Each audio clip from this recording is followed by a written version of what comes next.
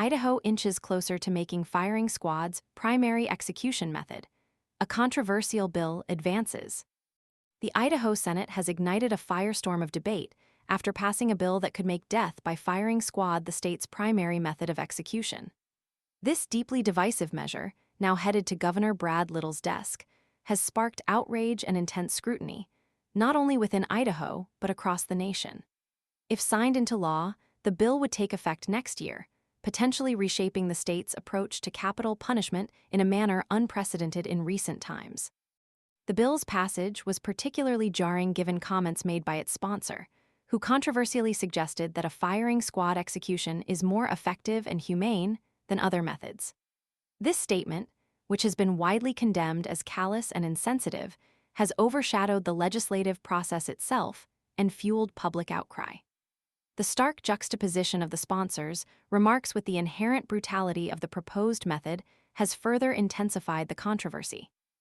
Idaho would join a small group of states, Mississippi, Oklahoma, South Carolina, and Utah, that permit the use of firing squads, albeit often under limited circumstances. This method, though historically employed in the United States, has fallen into relative disuse in recent decades.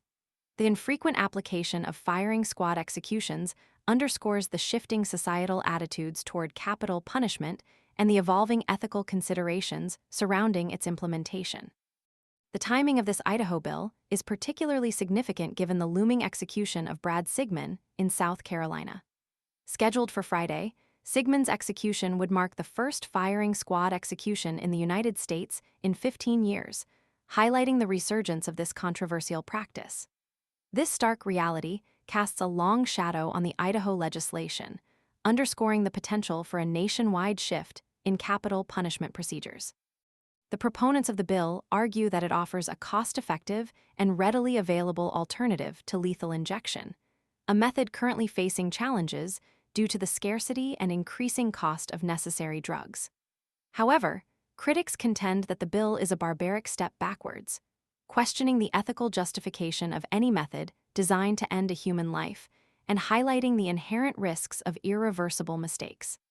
The claim of humaneness is particularly challenged, given the inherent violence and potential for suffering involved in a firing squad execution. The bill's journey to the governor's desk remains uncertain, but its passage has already ignited a vigorous national debate. The ethical implications of capital punishment, the availability of alternative methods, and the sheer brutality of the firing squad are all under intense scrutiny. Governor Little now faces the daunting task of weighing the legislative process against the moral and ethical considerations that this controversial bill has brought to the forefront of the public consciousness. His decision will undoubtedly have significant repercussions, not only for Idaho, but for the future of capital punishment in the United States as a whole.